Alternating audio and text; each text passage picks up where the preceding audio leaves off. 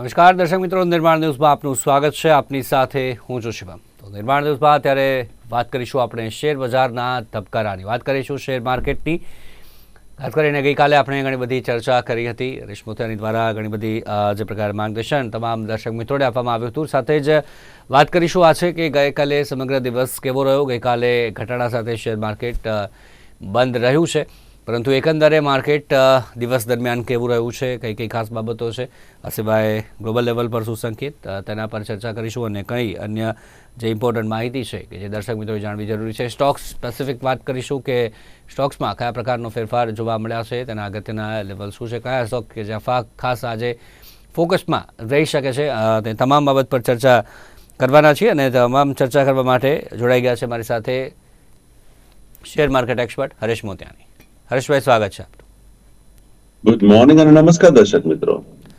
તો માર્કેટની નજર કરીએ. ગઈકાલે એકંદરે માર્કેટ કેવું રહ્યું તેની ચોક્કસથી ચર્ચા કરીશું, પરંતુ તેની પહેલાં આજે ગુજરાતનું બજેટ આવવાનું છે હરેશભાઈ. તો આપને ખાસ કરીને ગુજરાતી તરીકે ગઈ સાલના બજેટની પણ આપણે વાત કરીએ તો શું આશાઓ છે ખાસ કરીને આપને, કે શું લાગે છે શું રહેવું જોઈએ તમામ લોકો માટે? આઈ ડોન્ટ થિંક સો બજેટમાં એવા કંઈક ડ્રાસ્ટિક ચેન્જીસ કે એવું કંઈક આપણને જોવા મળે, કારણ કે ગુજરાત ઓલરેડી એક ડેવલપ્ડ પ્રદેશ છે અને આપણને જીએસટી થકી ઘણું બધું મળી જતું હોય છે. તો changes I don't think so એવા કંઈક આવશે. બટ હા, ખેડૂતો માટે કંઈક પોઝિટિવ આવવું જોઈએ. Nothing other than that. Agriculture, ખેડૂતો માટે કંઈક બજેટમાં રાહત કે કંઈક ફાયદો કે કઈ રીતના એગ્રીકલ્ચર, કારણ કે હવે જે રીતની પરિસ્થિતિ આવી રહી છે, સિચ્યુએશન તૈયાર થઈ છે, એ જોઈને તો એવું લાગે છે કે ખેડૂતોને સૌથી પહેલા તો ફાયદો થાય. That would be the very first criteria. અને એના પછી second criteria would be the artist. આપણા જે આર્ટિસ્ટિક કામ જે કરતા હોય છે એમને ફાયદો થવો જોઈએ. સેકન્ડ, ક્વાઇટ પોસિબલ કદાચ આપણા ત્યાં જે ટેક્સટાઇલ્સ છે, કારણ કે ગુજરાતમાં અમદાવાદ એટલે એક જમાનામાં મેન્ચેસ્ટર, ટેક્સટાઇલ મેન્ચેસ્ટર, રાઈટ? તો ટેક્સટાઇલ રિલેટેડ બી, કારણ કે તમે તમારું બજેટમાં જે છે ને, ડોનાલ્ડ ટ્રમ્પને ના ભૂલતા.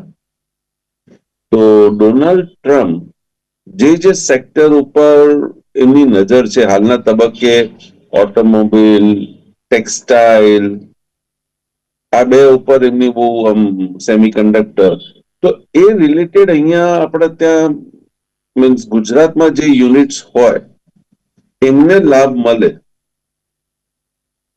તો આઈ થિંક સો ક્યાંક કંઈક means we can compensate the tariff that Donald Trump આપણા ત્યાં લગાડવાની વાતો કરી રહ્યા છે 1 એપ્રિલથી. તો જો ઇન કેસ ઇવન ઓટોમોબાઈલમાં જો અહીંયા કંઈક રાહત જેવું કંઈક મળી જાય, એમાં પછી આપણે ત્યાં ઓપોઝિશન વગેરેને મીન્સ ઓપોઝ કરવાની જરૂર નથી. But I think so Gujarat બજેટમાં this sector should be protected, right, from the additional tariff ત્યાં લાગવાનો છે. તો to be in the competition આપણે કંઈક ક્યાંકથી એડજસ્ટ કરવું પડશે. તો I think this is the thing. Common man માટે I don't know what Gujarat government can give, but basically તો આઈ થિંક એ બધું તો સેન્ટ્રલ ગવર્મેન્ટ આપી દેતી હોય છે, બધું જીએસટી માંથી જ આવતું હોય છે.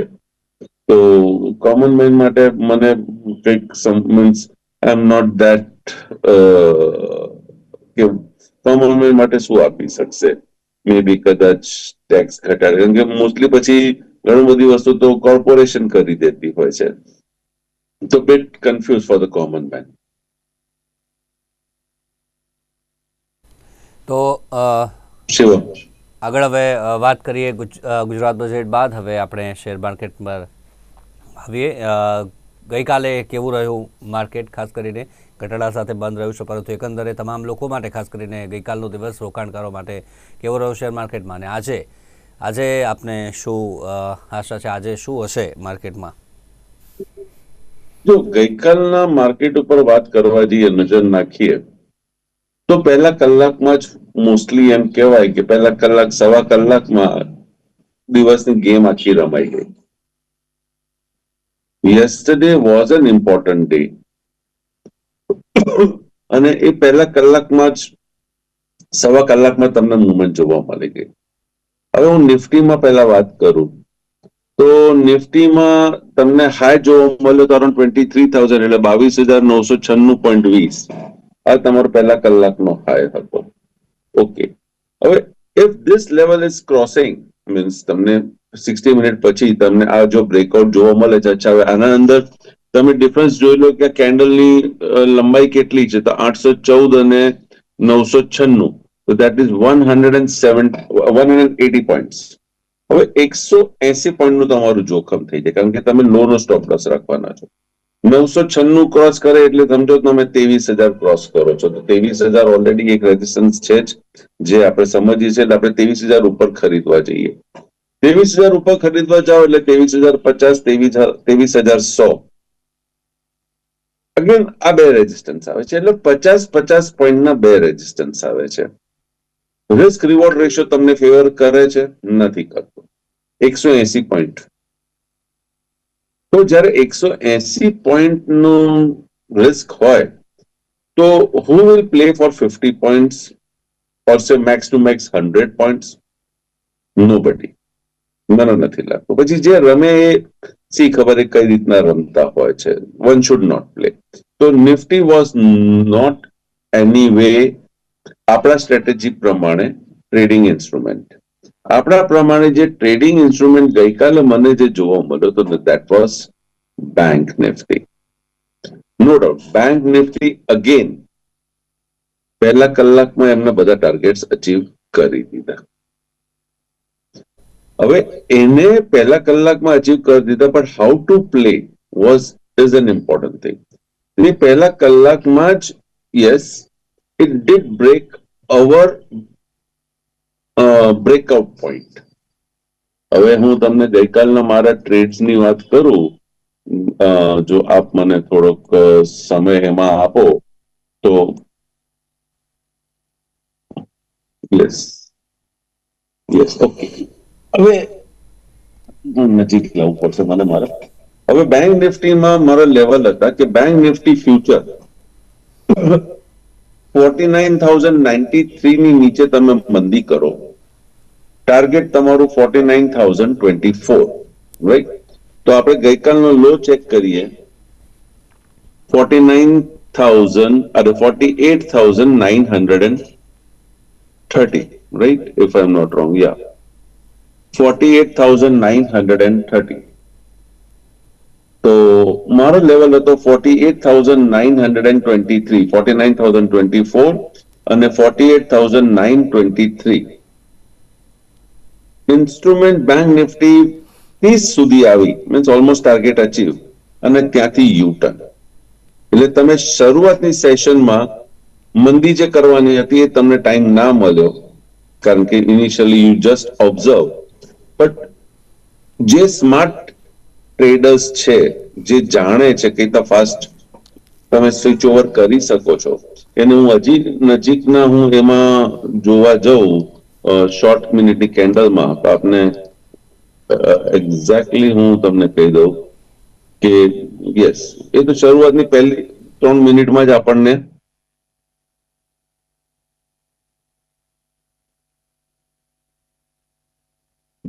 પહેલી 3 મિનિટમાં જ આપણને જોવા મળી ગયું, રાઈટ? તો પહેલી 3 મિનિટમાં તમે જોશો તો બ્લેક મારુબુઝર કેન્ડલ બની છે, જેમાં ઇટ ઓપન્ડ એટ 49,099 અને લો બનાવ્યો એમને 48,930. એટલે તમારા મંદી જે અહીંયા થઈ હતી એ પહેલી 3 મિનિટમાં ઇટ અચીવ ધ ટાર્ગેટ. ચલો, તમે એ ટ્રેડ નથી કર્યા, આપણે ઓકે ભૂલી જઈએ, આપણે નથી કર્યો, વી એક્સેપ્ટ. જે કરી શકે છે એમને કર્યું છે, પણ જે નથી કરી શકતા એમને નથી કર્યું. ઓકે, હવે સવાલ આવે છે કે તમારો આ લેવલ જે છે 48,923 હેઝ બીન રિસ્પેક્ટેડ. મંદીનો લેવલ શું હતો? 49,093. કે આના નીચે ટ્રેડ કરે તો તમારે મંદી કરવાની. હવે 49,093 પાછું બાઉન્સ ક્યારે થાય છે? When does it come back? તો 9:21 પછી, એટલે 9:24 કેન્ડલમાં 21 થી 24 ની વચ્ચે ત્યારે તો આપને ટાઈમ મળે છે, ત્યારે 49,093 ક્રોસ થઈ જાય છે. મીન્સ તમે મંદીનું જે ફેઝ છે કે મંદીનો જે એરિયા છે એમાંથી તમે બહાર નીકળી ગયા. મંદી ક્યારે કરવાની હતી? 49,093 તૂટે એના નીચે ટ્રેડ કરે તો જ મંદી છે. મંદીના એરિયામાં આવ્યો અને મંદીના એરિયામાં એને 3 ટાર્ગેટ તમારા ઓલમોસ્ટ અચીવ કરી દીધા. 2 તો કરી દીધા, ત્રીજામાં જઈને એમ કહીએ ને ખો ખરીને બસ ત્યાંથી બહાર આવી ગયો. એ લાઈન ચૂકી ગયો, exact dot two dot line ચૂકી ગયો, but it came very near. હવે 7 પોઈન્ટ આટલા 50,000ના ઇન્સ્ટ્રુમેન્ટમાં is considered to be done. તો આપના 3 ટાર્ગેટ બેંક નિફ્ટી અચીવ કર્યા. ત્યાંથી યુ ટર્ન આવ્યું. એ તમે જોઈ શકો છો કે યુ ટર્ન આવ્યું છે. તો 49,093 થી જેમ ઉપર ચાલ્યું, ધ રિસ્કી ટ્રેડર્સ, સમજો રિસ્કી ટ્રેડર્સ, જે સ્માર્ટ ટ્રેડર્સ છે, જે એક્ટિવ ટ્રેડર્સ છે, એમને ખ્યાલ આવી ગયો કે yes, this is the point, ખરીદી કરો. એમને ત્યાં ખરીદી કરી હશે. માર્કેટ ત્યાં થોડુંક સ્ટેબલ થયો 9:24 સુધી, અને પછી it started moving up again. મારો બ્રેકઆઉટ લેવલ જે છે કે બાય ક્યારે કરું, તો 49,259 આ મારો બ્રેકઆઉટ લેવલ હતો કે 49,259 ઉપર ટ્રેડ કરે તો તમે ખરીદી કરો. તો 49,259 મને જે લેવલ જોવા મળ્યો છે, that I got it at yes 9:36 9:36 candle, 3 મિનિટની કેન્ડલની વાત કરું છું, ત્યારે I got a high of 49,260 exact. મેં 259 લખ્યું છે, અહીંયા 260. એટલે 9:36 આપણે એમ ગણીએ કે તમે કશું કર્યું નથી. તો 9:36 સુધી તમે જો મંદી ના કરી હોય, નીચે તમે રિસ્ક ના લીધું હોય, તમે સ્માર્ટ ટ્રેડર નથી, તમે એક્ટિવ ટ્રેડર નથી, તમે પેસિવ ટ્રેડર છો. ના, હરેશભાઈ કીધું છે કે 259 ઉપર જ મંદી કરવી, તો હું મંદી કરીશ. તો 9:36 ની જે કેન્ડલ બની છે ત્યાં 188 નો લો છે ને 260 નો હાઈ છે. મીન્સ અહીંયા તમને સિગ્નલ મળી ગયો. હવે એના પછીની આપણે કેન્ડલ જોઈએ. તો 9:39 ની કેન્ડલ, એટલે 9:37, 38, 39 ની કેન્ડલ જોઈએ તો ત્યાં તમને લો જોવા મળે છે 248 રૂપિયા ને 90 પૈસા, મતલબ 260 ની નીચે, રાઈટ. આ કેન્ડલમાં you got a jump till 330. એટલે આ કેન્ડલ ઉપર જે પેસિવ ટ્રેડર્સ છે એમને અહીંયા ખરીદી કરી. એમને જે ખરીદી કરી 248 દિવસ દરમિયાન તમને જોવા નથી મળ્યું. 9:36 એટલે 9:37, 9:38, 9:39 આ 3 મિનિટની જે કેન્ડલ બની છે, આ 3 મિનિટની કેન્ડલમાં જે પ્રમાણની ખરીદી આવી એને તમને ફરી પાછો એ લેવલ તમને દેખાયો જ નથી. અને મારો ટાર્ગેટ હતો, હું તમને જોઈને જ કહું છું, 328 એટલે 49,328, 49,430, 49,499, 49,601, 49,670. એટલે મારો ફાઇનલ ટાર્ગેટ વોઝ 49,670. એટલે 260 ઉપર 670, 310 પોઈન્ટ બીજા જે તમને મળી ગયા. You got it. 310 પોઈન્ટ મળ્યા પછી vote to do? Set aside. મેં સીધો મેસેજ જ મૂકી દીધો મારા મિત્રોને કે ભાઈ ટાર્ગેટ બધા અચીવ થઈ ગયા છે, બસ હવે તમે આઉટ થઈ જાઓ. No trailing stop loss today. Out થઈ જાઓ, ટાર્ગેટ અચીવ થઈ ગયું છે. 670 કરતા ઉપર ગયો તો I think 700 and if I am not wrong 700 plus ગયો તો કંઈક બેંક નિફ્ટી. યસ 724 નહીં 750. It went till 750. Okay, બીજા 80 પોઈન્ટ જાય છે જવા દો. I don't mind. But I don't want to trade. પછી અગેન ટાર્ગેટ અચીવ થઈ ગયું છે, વધુ થઈ ગયું છે. ઓકે, પછી જે નજીકના જે છે એમને okay V food make them play because interaction જે હોય છે એ ત્યાં થઈ શકે છે. બધા સાથે હું ઇન્ટરેક્શન ના કરું, એક સાથે ના કરી શકું. અને અમુક ટાઈમે અમુક મેસેજીસ કોણ ક્યારે જોવે શું જોવે એ આપણને ખબર નથી હોતી, રાઈટ? તો કહેવાનો મારો ભાવ જ છે કે જે નજીકના મીન્સ મારા ફેમિલી મેમ્બર્સ જે છે અને નજીકના જે ફ્રેન્ડ્સ છે, યસ એ લોકોને ઇન્ટરેક્શન કરીને પછી બીજી બધી વસ્તુઓ મીન્સ આમાં બીજા જે ટ્રેડ્સ ક્યારે જનરેટ થયા શું થયું એ ફોન ઉપર વાત કરીને યસ વી ડીડ.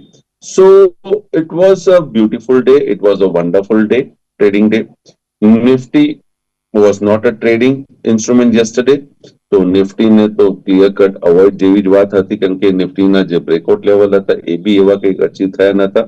તો ઇટ વોઝ ટોટલી ઇગ્નોર. પણ બેંક નિફ્ટી યસ તમને 300 પોઈન્ટ આપી જાય, 30 પોઈન્ટનું એફ ઇન્ડો ટ્રેડ છે એટલે 30 ગુણ્યા 300 9,000 રૂપિયા તમને મળી જાય એક દિવસમાં શાંતિથી વગર કોઈ ટેન્શન, અને એવી વેરી શોર્ટ ટાઈમમાં તમને મે બી કદાચ અડધો કલાકની અંદર જ તમને તમારા બધા ટાર્ગેટ અચીવ થતા જોવા મળી ગયા.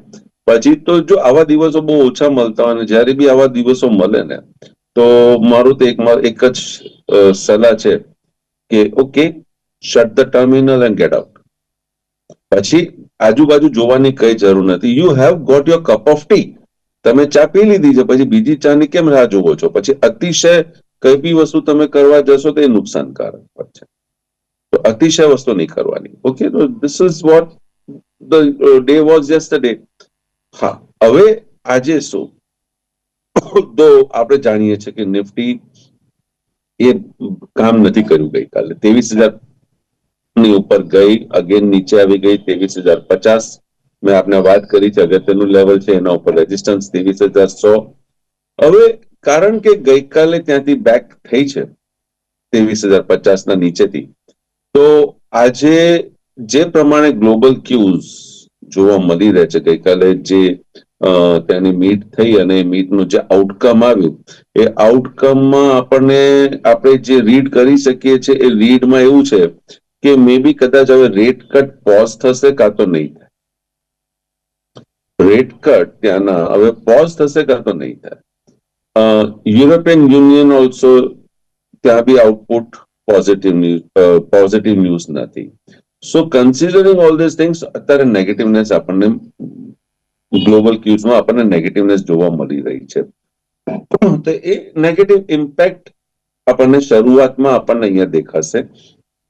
પ્રોબેબલી આજના તારીખમાં માર્કેટ સાંજની મીટિંગ જે છે એ મીટિંગના આઉટકમનો પણ એક્સપેક્ટેશન રાખશે. આજે એક એક્સપાયરી પણ છે, તો એક પ્રિઝમ્પશન હું કરી શકું છું કે માર્કેટ મે હોલ્ડ 23,700 800. આ એક સપોર્ટ ઝોન છે, એ હોલ્ડ કરશે. જો આ રેન્જ તોડે છે વિથ વોલ્યુમ તો ચિંતાજનક છે. ઉપરમાં 23,100 આ અગત્યનું છે નિફ્ટીમાં. તો આપને 23,100 રેઝિસ્ટન્સ છે, એના નજીક જાય તો ત્યાં શોર્ટ છે. 22,700 22,800 આવે તો ત્યાં ખરીદી છે. એના વચ્ચે માર્કેટ પ્લે કરશે એવી મારી ગણતરી છે. એવી means that is what I presume. Bank Nifty also may trade between yesterday's high and yesterday's low.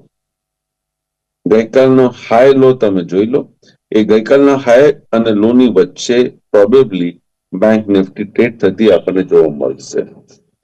બેઓમાંથી કદાચ મને લાગે છે કે the very first instrument that can become bit strong may be Bank Nifty from tomorrow. કે bank જો નિફ્ટીને ઉપર જવું હશે ને તો એક બેંક નિફ્ટી છે which can take the market on the higher side. અને સેકન્ડ ઇન્સ્ટ્રુમેન્ટ જો શિવ હું તમને કહેવા જાઉં, હું બહુ રેયરલી આ ઇન્સ્ટ્રુમેન્ટનું નામ દઉં છું, બહુ rarely. Reliance. Yes, Reliance can be one instrument. હા, કેન બી. હું શ્યોર શોર્ટ નથી કહેતો. એટલે તમે તમારા સેબી રેજિસ્ટર્ડ ફિનાન્શિયલ એડવાઇઝરની સલાહ લઈને પછી ટ્રેડ કરજો. જીટીપીએલ મીન્સ નિર્માણ ચેનલ અને હરેશ મોતિયાની જવાબદાર નથી. રાઈટ? અમે તમને ફક્ત એક હાઇલાઇટ આપી રહ્યા છીએ. ડિસિશન તમારે લેવાનું છે, કન્સલ્ટ તમારે કરવાનું છે, એમને તમે આગળ ના વધ.